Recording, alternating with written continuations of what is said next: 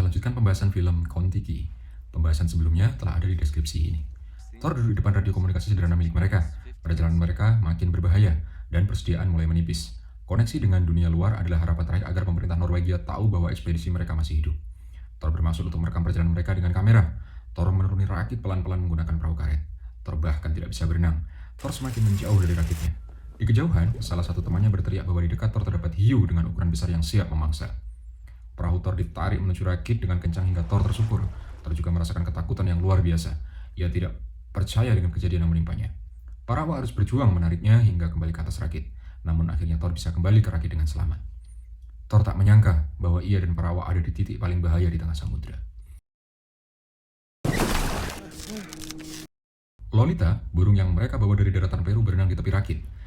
Dari bawah permukaan air yang jernih, seekor hiu besar muncul dari kedalaman dan dalam sekejap membuka rahangnya. Dengan satu gerakan cepat, hiu itu menerkam Lolita. Knot marah dengan kejadian itu. Ketika hiu berenang tepat di tepi samping rakit, Knot menariknya ke atas rakit. Hiu itu masih mengamuk, tubuhnya terjungkir balik, rahang terbuka, gigi tajam berkilat. Beng kemudian menaiki hiu tersebut dan menghujamkan pisau ke kepala hiu berkali-kali. Hiu itu tak berdaya, dan darah menembus di bawah rakit. Hal tersebut membuat mereka terlena di atas emosi yang menguasai. Darah hiu itu tentunya memanggil beberapa kawanan hiu lain. Knot membelah perut hiu. Darah hiu kembali bercerai-berai dan mengenai wajah Herman. Herman berjalan di tepi rakit. Kayu licin, tali terlepas dari tangannya dan dalam sekejap Herman tergelincir. Semua terjadi begitu cepat.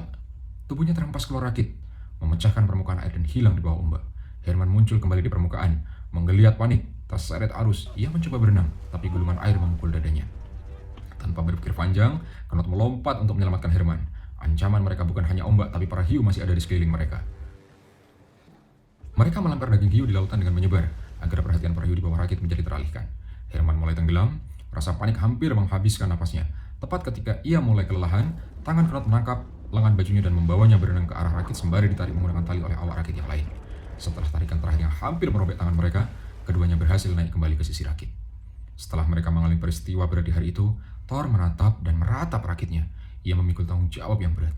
Bukan hanya tentang ekspedisi dan pembuktian penelitian yang ia perjuangkan, namun ia juga memiliki nasib penuh terhadap para awak. Pandangan terkosong dan ia terus beristighfar. Masih ada satu part dalam pembahasan film ini.